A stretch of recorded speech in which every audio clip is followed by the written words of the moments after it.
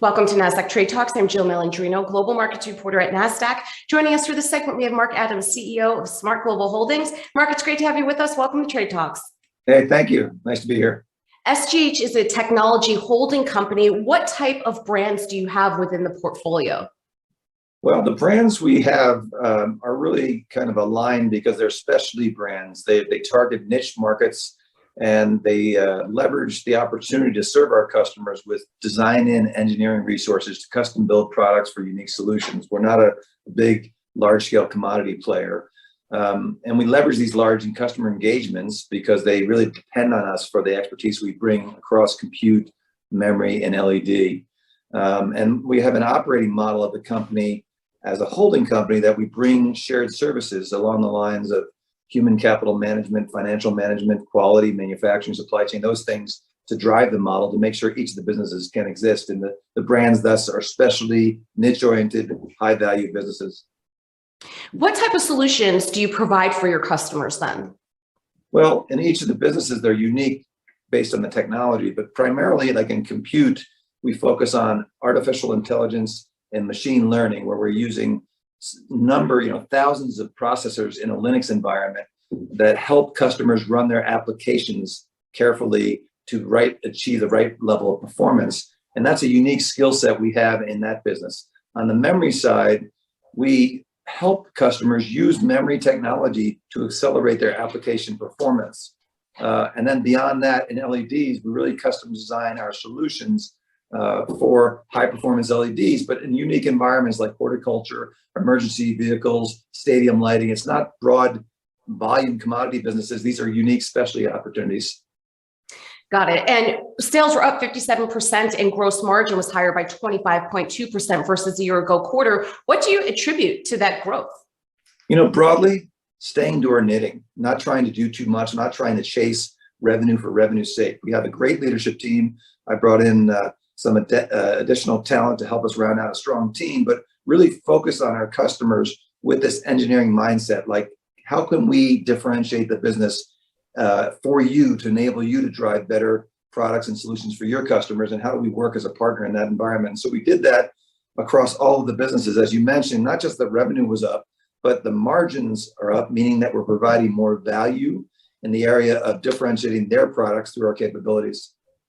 As part of SGH's transformation, you launched a new identity uniting behind a single purpose. Tell us more about that strategy.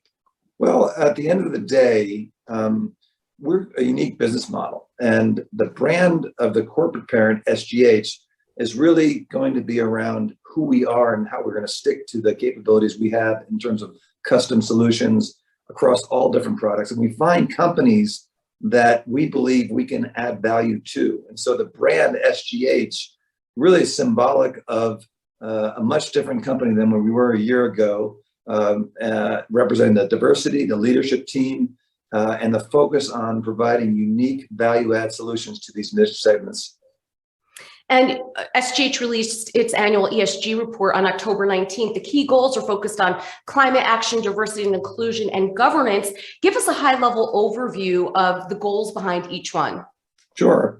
Broadly speaking, as we're growing as a company, we want to be more attuned to what the ESG initiatives are globally and are creating a sustainable future in the worlds we play in, the communities we play in.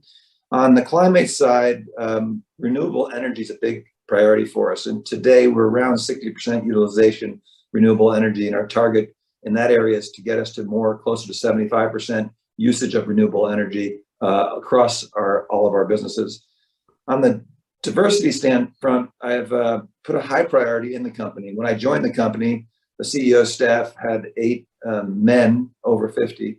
And today, 12 months later, we have 3 outstanding females in leadership positions reporting to me, and an African-American male running one of our businesses. And so our teams are reflecting that, and we're bringing that onto our board composition as we grow and scale an independent board, which gets me to the last piece, the governance piece.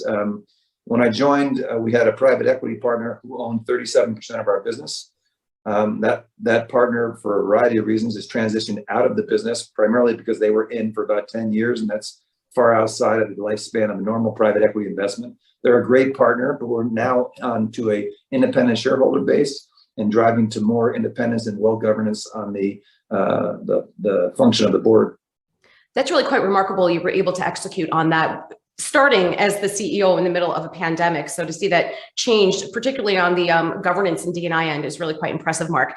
Anything else of note in the report that we should know about? No, we're just, I think we're pretty excited and humbled, but excited. I mean, we, as you noted, we grew 34% on the top line, but our margins expanded. And 2022, which just started at the end of August here, our fiscal year, 2022 is looking very robust, and we're excited about our future and what we're driving here at SGH. All right, Mark, we appreciate the insight. Thanks for joining us on Trade Talks. I'm Jill Malandrino, Global Markets Reporter at Nasdaq. Thanks.